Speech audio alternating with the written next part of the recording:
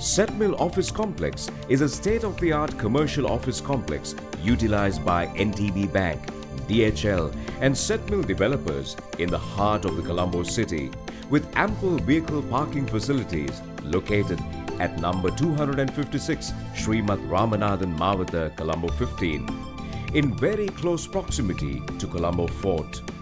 A 12-storied office building equipped with 4 car parking levels, 8 office floors and a roof terrace with a magnificent view of the Indian Ocean and the Colombo Harbour, and includes most advanced building systems and security systems. Project information. Client: SETMIL Developers Lanka Private Limited. Principal Architect: Mudita Jayakodi Associates. Quantity Surveyors: Cost Consultants Private Limited. Project Management Consultant: Project Management Services Limited. Project Commencement: 27 September 2006. Scheduled Project Completion: 27th April 2008. Actual Project Completion: 30th May 2008. Contract Sum: Rupees 403,175,329 cents 63. Type of contract: measure and pay.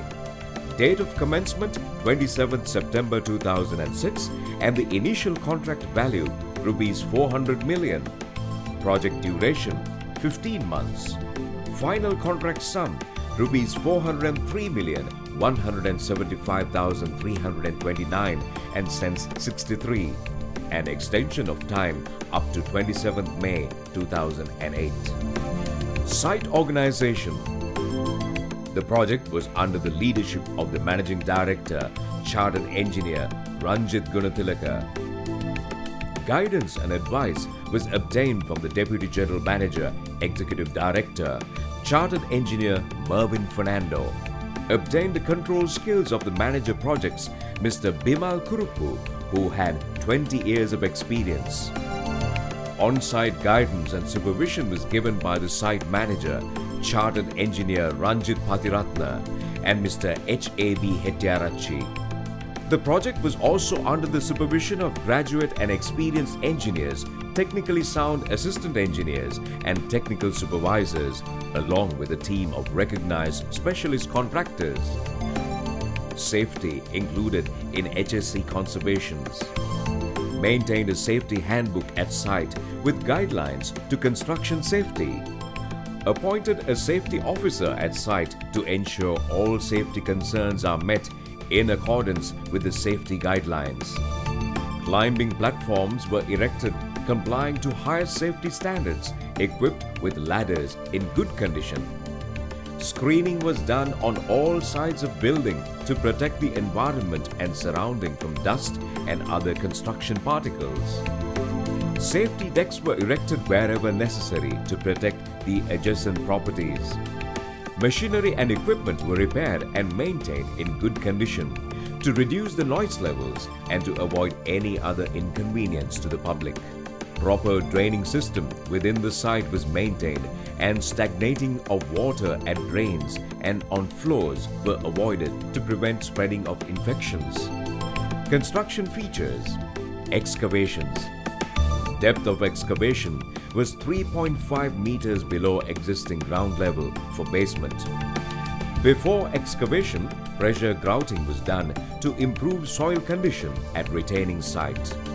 To support the sides of the excavation, steel H-beams with timber concrete infill were adopted as the shoring system, which we had to do manually as the footing of the adjacent building is our boundary.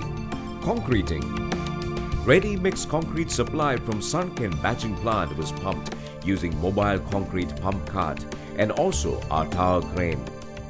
We could not move our pump car freely due to the limited space and had to obtain permission from the adjacent landowner for parking purposes. Approximately 1,000 cubic meters of concrete of grades 35, 30 and 25 have gone into this complex. Reinforcement work. Imported steel was used in this project to ensure conformity to the specific standards. Random samples were selected on arrival at the site and tested at laboratories acceptable to the consultants. There were no non-conformities and 730 metric tons of steel were used in the structure. Floors. Architectural requirements were to finish the floor with carpets. Mechanical, electrical and plumbing services. All electrical and plumbing works were done by experienced subcontractors who were selected by Sanken Lanka and completed through supervision of Sanken Lanka. Construction management.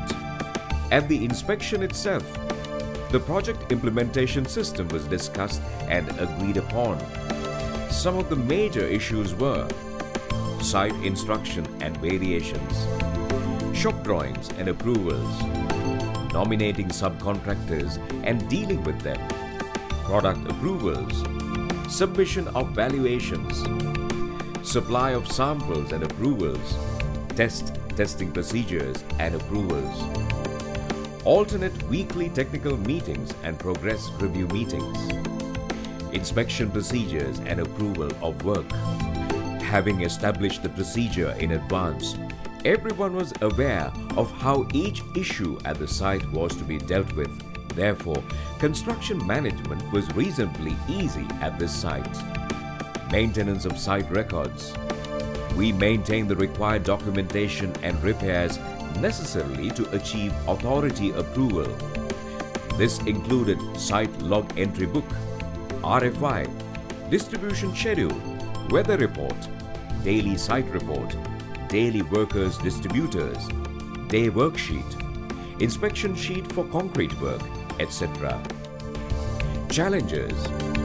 Loss of the adjacent land that has also been allocated to temporary facilities such as the site office construction, storage, labor accommodation after 1 month of project commencement affected the progress and overall morale severely. Most of the systems developed to ensure the timely execution of work, quality and sustainability were disturbed due to this, and extra effort and procedures were introduced to safeguard the above. Completion. The building was opened ceremonially on 30th May 2008.